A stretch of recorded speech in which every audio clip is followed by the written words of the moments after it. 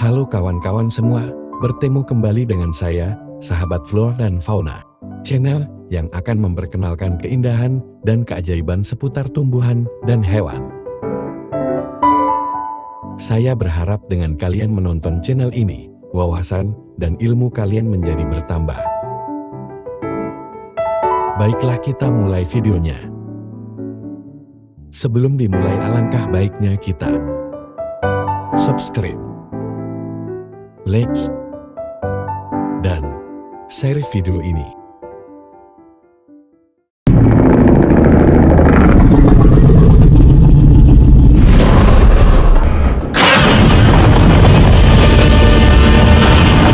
Apa kalian tahu makhluk yang satu ini? Iya benar, Godzilla, makhluk kadal raksasa yang ada di film. Dan apakah kalian tahu, di dunia nyata, ada juga kadal raksasa, bahkan dijuluki sebagai dragon. Apakah kalian tahu nama makhluk tersebut? Iya, namanya adalah Komodo. Maksudnya yang ini, Komodo atau biawak Komodo dengan nama ilmiahnya Varanus komodonensis adalah spesies biawak besar. Komodo liar dewasa biasanya memiliki berat sekitar 70 kg. Spesimen liar terbesar yang pernah ditemukan panjangnya mencapai 3,13 meter dengan berat sekitar 166. Dengan ukuran sebesar itu, Komodo dinobatkan sebagai kadal terbesar di dunia oleh Guinness World Records pada tahun 2018. Komodo terdapat di Pulau Komodo, Rinca, Flores, Gili Motang, dan Gili Dasami di Provinsi Nusa Tenggara Timur. Di Negara Kesatuan Republik Indonesia, negara yang kita cintai ini. Komodo merupakan pemangsa puncak di habitatnya, karena sejauh ini tidak diketahui adanya hewan karnivora besar lain selain Komodo di habitatnya. Tubuhnya yang besar, reputasinya yang mengerikan, membuat mereka menjadi hewan paling terkenal di dunia. Komodo adalah binatang yang sangat soliter atau hidup sendiri, kecuali pada masa reproduksi. Betina dan pejantan umumnya kawin pada bulan Juni hingga Agustus, pada musim kawin. Komodo jantan secara aktif mencari betina, hingga memperluas 3 kali wilayah jangkauannya. Dua pejantan saling bergulat dengan jantan lainnya, sambil berdiri menggunakan kaki belakang. Sebelum bergulat biasanya Komodo betina akan memberikan pengumuman terlebih dahulu, lewat bau dari kotorannya. Yaitu Komodo betina akan membuang kotoran dulu untuk memancing Komodo jantan datang. Komodo jantan bakal bertarung untuk merebut pilihan Komodo betina sekaligus menunjukkan kuasanya. Kemudian, ketika salah satu Komodo jantan kalah, maka pemenang akan menjulurkan lidah panjangnya pada tubuh Komodo betina untuk melihat penerimaan sang betina. Lalu, Komodo jantan menggosokkan dagu di tubuh Komodo betina, menyatukan kedua alat kelamin mereka. Kemudian, selama bulan September, Komodo betina akan bertelur rata-rata 20-30 telur di liang galian. Setelah masa inkubasi selama 7-8 bulan, calon bayi Komodo akan menggunakan gigi telur khususnya untuk memecahkan cangkang telur agar bisa lepas. Lalu bayi Komodo akan kelelahan dan seringkali beristirahat dalam waktu lama sebelum keluar.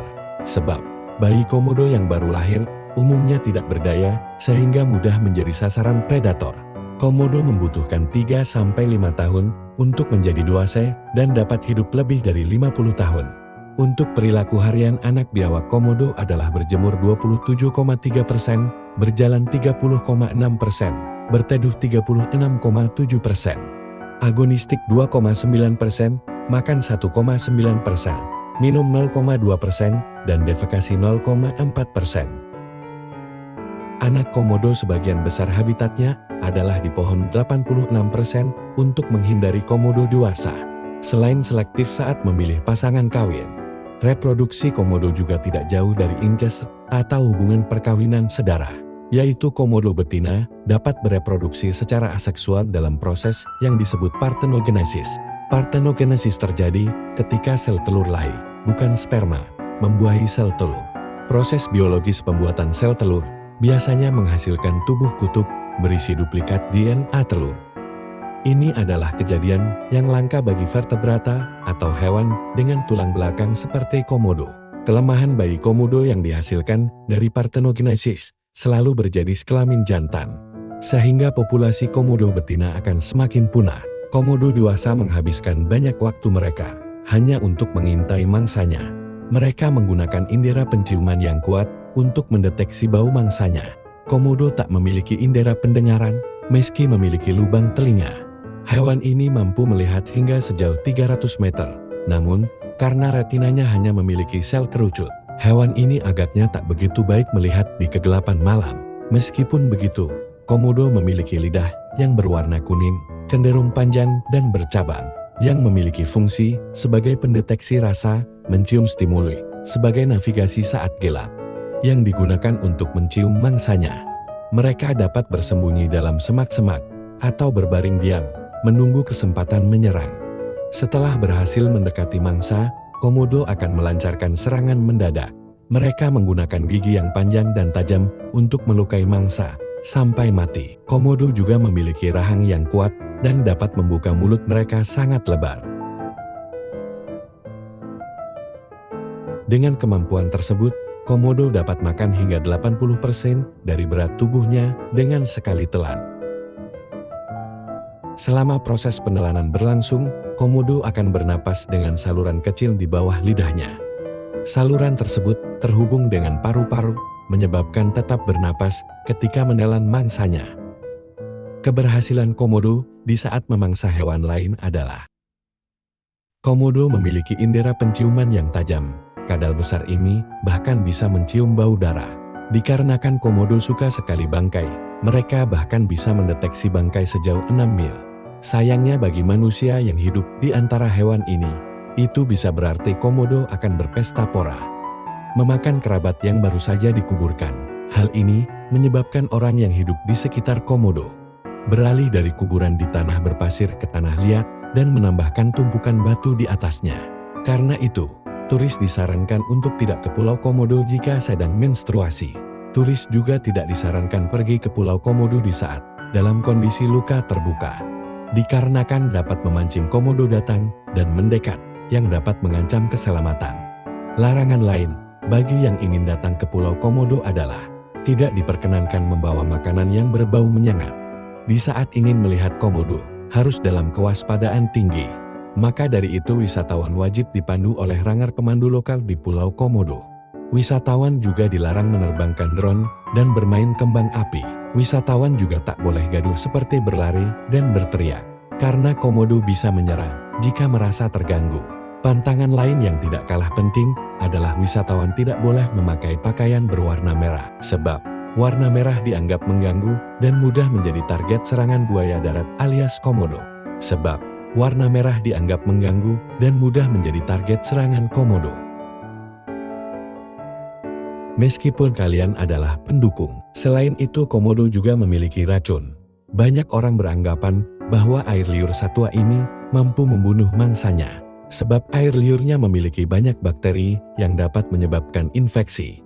Namun menurut penelitian tahun 2009, ternyata air liur bukan penyebab kematian mangsa komodo dragon.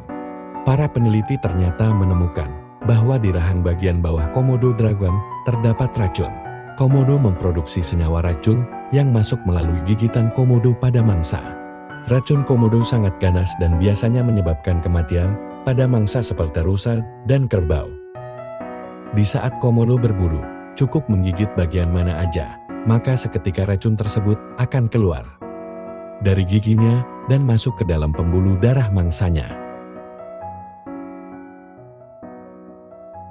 Setelah itu, komodo cukup diam dan menunggu mangsanya sampai racunnya bereaksi dan mati. Sampai saat ini peneliti masih melakukan riset untuk mengetahui kandungan dan komposisi molekul yang terdapat di racun komodo, agar peneliti bisa membuat penangkal racun dari gigitan komodo. Atas riset tersebut peneliti menyimpulkan bahwa komodo adalah binatang berbisa terbesar di dunia. Bila mana seseorang terkena gigitan komodo, agar tidak terlalu banyak bergerak, lalu usapkan beberapa air hangat untuk menghambat pergerakan virus dan bakteri yang menjalar. Lalu secepat mungkin bawa ke rumah sakit terdekat untuk dilakukan pengobatan secara intensif. Dikarenakan apabila terlambat akan berujung kematian. Setelah itu, komodo akan berjemur untuk mempercepat proses pencernaan. Jika tidak, makanan yang ada di dalam perutnya bisa membusuk dan meracuni tubuhnya sendiri. Pencernaan komodo sangat lambat. Saking lambatnya, proses pencernaan mereka bisa berlangsung sebulan.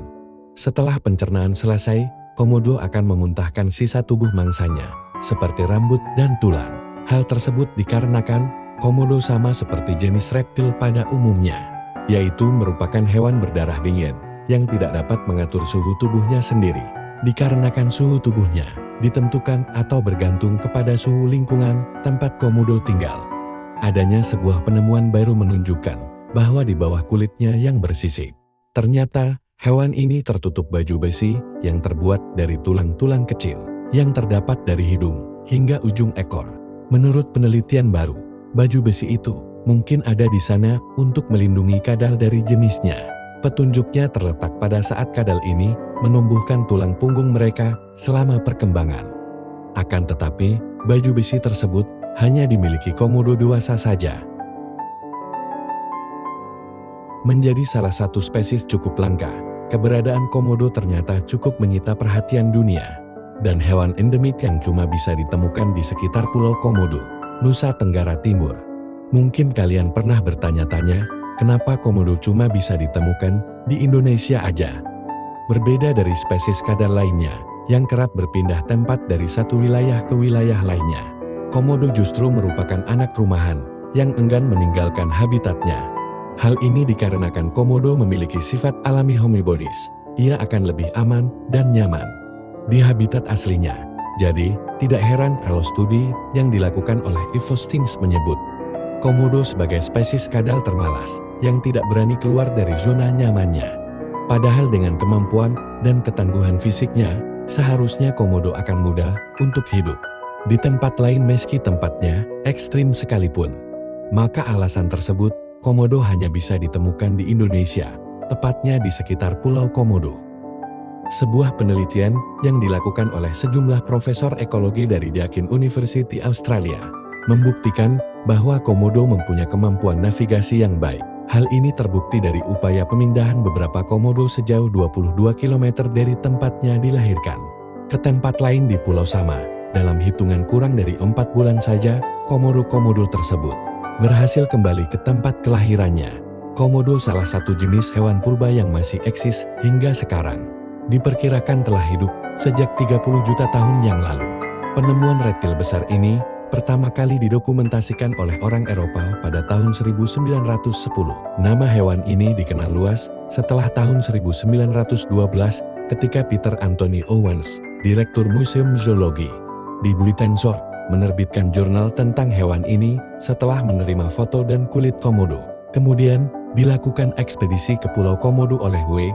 Douglas Bourdain pada tahun 1926. Ia kembali dengan 12 spesimen yang diawetkan dan 2 ekor komodo hidup.